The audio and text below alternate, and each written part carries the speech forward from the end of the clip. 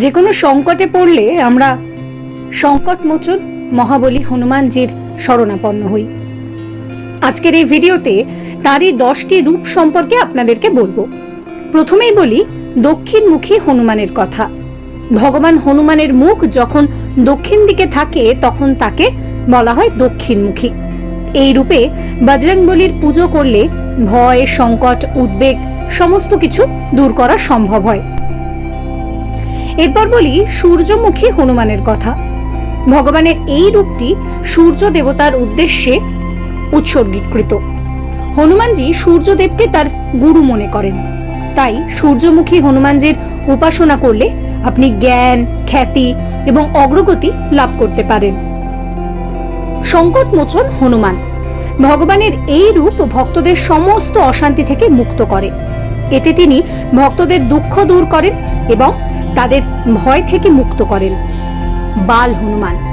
বাল হনুমানের রূপে তিনি পবিত্র, নির্দোষ এবং অতি প্রাকৃতিক শক্তিতে সমৃদ্ধ। এরপর আসে বীর হনুমান। এই রূপে হনুমানজি তার সর্বশক্তি দিয়ে গন্ধমাদন পর্বতটি তুলে নিয়েছিলেন, আগুন ধরিয়ে দিয়েছিলেন রাবণের সোনার লঙ্কায়। হনুমানজির বীরত্বপূর্ণ রূপের পূজা করলে ভয় দূর হয়। এরপরে আসি রুদ্র হনুমানের কল্পে। এই রূপ হনুমানজির ক্রোধে ভরা, তাই ঈশ্বরের এই রূপের পুজো কোথাও করা হয় না। রাম ভক্ত হনুমান। এটি হনুমানজির সবচেয়ে বিখ্যাত রূপ, যেখানে তিনি শ্রীরাম এবং মা সীতার ভক্তিতে নিমগ্ন। তার হৃদয়ে শ্রীরাম এবং সীতার একটি প্রতিচ্ছবি রয়েছে। যোগ হনুমান। এই রূপে হনুমানজি ধ্যান ভঙ্গিতে থাকেন, যা যোগ অনুশীলন এবং অভ্যন্তরীণ শক্তির প্রতীক। সর্বশেষ পঞ্চমুখী হনুমান। এই রূপে হনুমানের 5টি মুখ রয়েছে। সেগুলো হলো হনুমান, নরসিংহ, গরুর, বরাহ এবং হায়গ্রীব।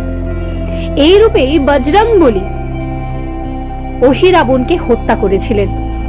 এই ভিডিও আপনাদের কেমন লাগলো অবশ্যই কমেন্ট করে জানাবেন। কমেন্ট সেকশন খোলা রয়েছে আপনাদের জন্য। আর এইরকম সমস্ত কন্টেন্ট দেখার জন্য চ্যানেলটিকে ফলো করতে ভুলবেন না। ভিডিও ভালো লাগলে লাইক করবেন, শেয়ার করবেন, সাবস্ক্রাইব করবেন, সঙ্গে থাকবেন।